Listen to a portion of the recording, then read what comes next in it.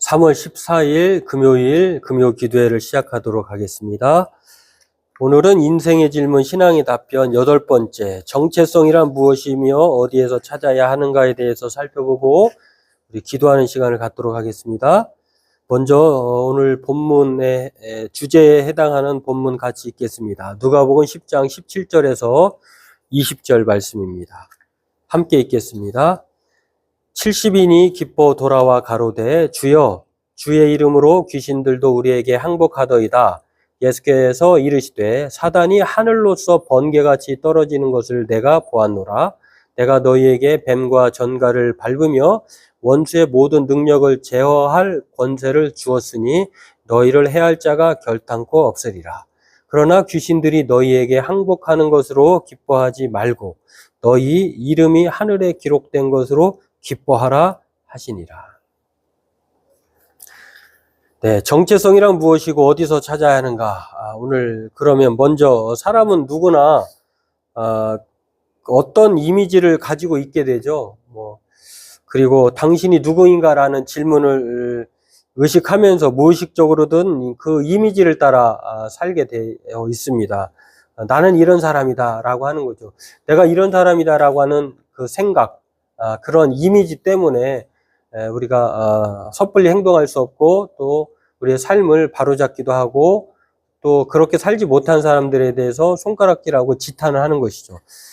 이렇게 정체성이란 이 다양한 모습 이면에 좀 더 깊은 자기 의식과 연관되어 있는 것을 알 수가 있는데요. 그렇게 생각하지 않으면 다 그렇게 생각하지 않으면은 다 그렇게 생각하면 좋겠지만 그렇게 생각하지 않기 때문에 이 정체성이라고 하는 것은요 아주 자기 의식하고 연관되어 있다라고 합니다. 내가 생각하니까 그렇게 행동하고 조심하고 또 섣불리 행동하는 것이겠다라고 하는 것입니다. 심리학자 메슬로우는요 이런 말을 했습니다. 정체성을 형성하는 두 가지 요인이라고 있다고 했는데요.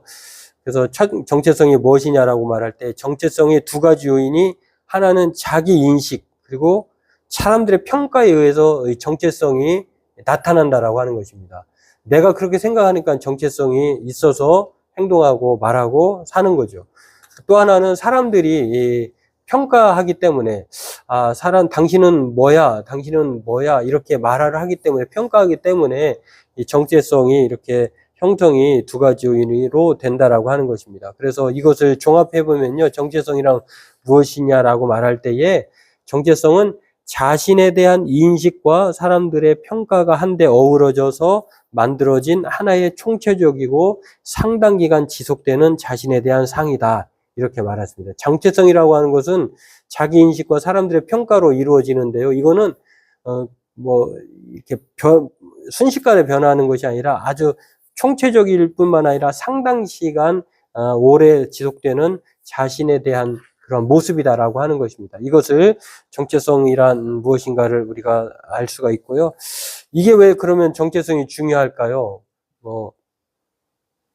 그렇게 정체성이 형성된 것, 생각되고 또 외부에 대한 평가, 자기 인식으로 인해서 그렇게 살아가기 때문에 그렇다라고 하는 것입니다. 이 책에 이제 어느 정신병원에서의 의사와 환자 사이에 있었던 대화가 재미있는 대화가 나오는데요. 먼저 환자가 의사에게 물어봅니다. 선생님, 나는 제가 자꾸 개라는 생각이 들어요. 환자가 정신병원에 있었던 환자와 의사 선생님 간에 주고받는 대화인 거죠. 환자는 자기는 항상 왜 자기가 개라는 생각이 드는지를 선생님께 물어봅니다. 그 의사 선생님이 말이 언제부터 그런 생각이 들었습니까? 라고 물어봅니다. 그러자 환자가 내가 강아지였을 때부터요. 이렇게 말을 했다라고 하는 것입니다. 그러니까 이 환자는 어려서부터 자기가 강아지였고 개라고 하는 사실이 이제 크면서까지 지속되었다고 하는데 그러니까 정신병원에 들어온 거죠. 자, 이렇게 이 환자는 처음부터 자신의 정체성이 자기는 강아지다, 자기는 개다 이렇게 생각하니까 형성이 되었으니까 이렇게 개와 강아지에서 벗어나지 못한다라고 하는 것입니다. 그러니까 이제 건강한 정체성을 가져야 하는 것이 얼마나 중요한지를 알 수가 있는데요. 그러면 이 정체성은 어떻게 형성될까를 오늘 이 두 가지로 이렇게 살펴봤는데 전에는 전통적으로는 정체성이 어떻게 형성이 됐느냐면요. 개인의 의식으로부터 비롯되지 않았다라고 하는 것입니다. 우리가 우리나라의 옛 그 시대의 사람들을 보면 한 번 태어나는 노비는 노비고 또 양반은 양반인 것처럼 이러한 것이 정체성에 관계없이 자기의 의식과 사람의 평가에 관계없이 태어날 때부터 그냥 주어져 버린 것이죠. 이것이 이제 동서양 마찬가지이기도 하고요. 근현대사에서는 근현대 시대는 어떻게 변했냐면은 각자 노력하기에 따라서 정체성이 형성되었다라고 하는 것입니다. 이제 산업화가 이루어지고 계몽이 되어다 보니까 이것을 봉건 사회나 또 귀족 사회 이런 것들이 무너지면서 시민 혁명이 이루어지고라고 하면서 이제 정체성은 누구나 다 이제는 노력에 의해서 주어졌다라고 하는 것을 이렇게 볼 수가 있고요.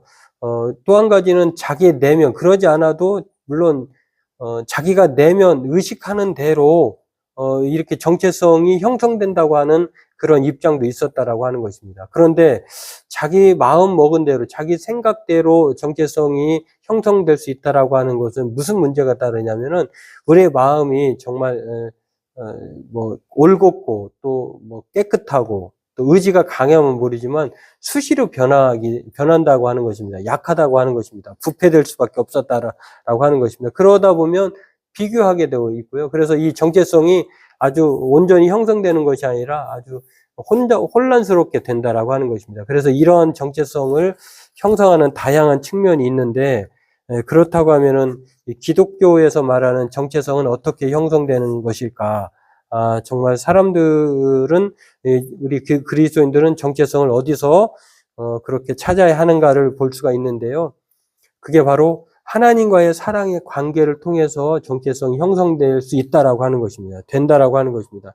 이 전통 사회의 정체성은 자기에게 주어진 의무인 것이죠. 보면은 이 전통 사회에서 노비로 태어나고 양반으로 태어나면은 그 정체성이 형성되어 버리기 때문에 그것은 곧 의무로 작용을 하는데요. 근현대사에서는 각자의 노력으로 이렇게 된다고 하는 것은 그것은 정체성을 자기의 욕망으로 내가 노력하면 되겠구나라고 하면서 자기의 욕망의 그 실현으로 이렇게 표출될 수 있다라고 하는 것입니다. 그러나 기독교의 정체성은 그렇지 않습니다. 자기가 의무적으로 행하여야 할 그런 것도 아니고 또 자기의 그 사적인 그런 욕망도 아니고 이것은 우리의 정체성은 하나님이 우리를 먼저 사랑하셔서 그 관계 때문에 형성되는 정체성이 나온다라고 하는 것입니다. 그래서 사람의 그 마음이나 또는 자기의 노력이나 또 전통적으로 태어났을 때 주어지는 이러한 것들은 보면은요, 업적에 의한 그 정체성이라고 볼 수가 있는데, 그러나 하나님이 우리에게 주신 그 사랑의 관계로 형성되는 이 정체성이야말로 그것은 전혀 업적에 의한 것이 아니다라고 하는 것을 알 수가 있습니다. 우리가 노력해서 하나님의 자녀가 된 것이 아니잖아요. 창세전에 하나님께서 우리를 택하셔서 사랑하셨고, 또 우리를 그리스도 안에 있게 하심으로 새로운 피조물이 되게 하셨을 뿐만 아니라 또한 하나님의 사랑에서 한번 그 사랑의 그 끈에 이제 연결이 된 사람들은 그 어떤 것으로부터 끊어지지 않는 그리스도 예수의 날까지 온전히 그 정체성으로 살아가게 된다라고 하는 것입니다. 그래서 이 사람의 정체성은요, 이렇게 세상에서 말하는 그런 사람의 업적이 아닌 하나님의 사랑의 관계로서 그리스도인들의 정체성은 형성되고 또 우리는 거기서 찾아야 한다라고 하는 것입니다. 그래서 오늘 본문을 보면은요, 본문 우리가 읽었던 이야기 누가복음 10장 17절 20절에 보면 제자들이 70인 사람들을 보내가지고 능력을 행하게 하고 또한 하나님의 복음을 전하게 했는데 돌아와서 너무 기뻤던 거예요. 그런데 그 귀신 쫓아내고 능력을 행하고 이러한 것들로 너무너무 아주 뛸 듯 기뻐해서 이렇게 왔을 때 예수님께서 뭐라고 얘기했냐면요. 우리가 이러한 일도 행하고 이러한 놀라운 기적과 이적을 행하였고 또 귀신들도 항복하고 이렇습니다라고 하는 그러한 자신의 업적을 너무 기뻐해가지고 자기들이 정체성을 그러한 업적에서 찾았는데 그러나 예수님은 거기에서 기뻐할 것이 아니라 뭐라고 말씀하셨냐면요. 귀신들이 항복하는 것으로 기뻐할 것이 아니라 너희의 이름이 생명책에 하늘에 기록된 것으로 인하여서 기뻐하라 이렇게 말씀합니다. 다시 말해서 우리의 이름이 하늘에 기록된 것으로 기뻐하라고 하는 것은 하나님이 우리를 사랑하셔서 우리를 생명책에 그렇게 기록해 놓았다라고 하는, 하나님이 우리를 사랑의 그러한 자녀로 삼아 주셨기 때문에 우리의 정체성이 바로 그것이고, 그로 말미암아 기뻐해야 한다라고 하는 것을 말하는 것을 볼 수가 있습니다. 그렇습니다. 우리 기독교 신앙의 정체성은요, 하나님의 사랑의 관계에서 형성이 되고요, 또 예수님을 만나야 진정한 정체성을 발견할 수 있다라고 하는 것입니다. 예수님이 그래서 예수 그리스도를 따르는 제자들에게 그래서 물어보셨죠. 예수님을 누구라고 하느냐? 주는 그리스도시요 살아계신 하나님의 아들이다 라고 말한 것처럼, 그 예수님을 주로 고백하고 살아계신 하나님의 아들로 믿을 때에 우리 또한 그러한 관계 속에서 우리의 신앙의 정체성이, 사람의 정체성이 올바르게 된다라고 하는 것입니다. 그러한 사람이라고 하면은 그 정체성에 걸맞는 삶을 살겠죠.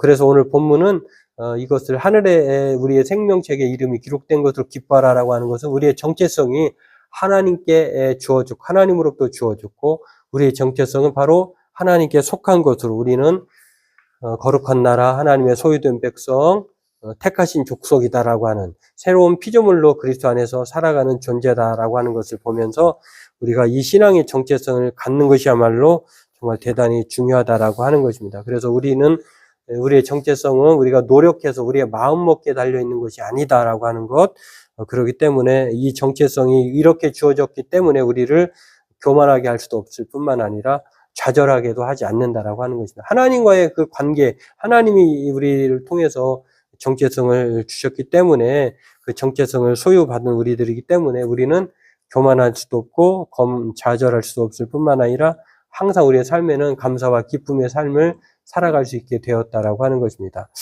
오늘 저와 여러분들이 이것들을 기억하면서요, 오늘 우리의 정체성은 매우 중요합니다. 내가 어떠한 정체성을 가지고 사느냐를 가지고 우리는 때로는 사람답게, 때로는 짐승답게도 살 수가 있다라고 하는 것입니다. 그러나 기독교의 정체성은 하나님의 사랑의 관계에서 형성되었기 때문에 우리는 바로 그러한 정체성으로, 하나님의 백성으로 하나님의 자녀된 정체성을 갖게 되었다라고 하는 것입니다. 그래서 저와 여러분들도 우리의 정체성을 아는 것이 얼마나 중요한지를 기억하고요, 또 우리가 얼마나 소중하고 또 행복한 존재라고 하는 것을 하나님의 정체성 안에서 발견할 수 있다라고 하는 것을 기억하면서 오늘도 우리가 하나님 나라의 백성으로, 또 택하신 사람으로, 또 이 정체성을 누구도 바꿀 수 없다고 하는 하나님의 확고한 그러한 의지를 가지고 우리가 늘 기억하면서 하루하루를 살면서 주 안에서 행복한 삶을 살아가는 저와 여러분이 되었으면 좋겠습니다.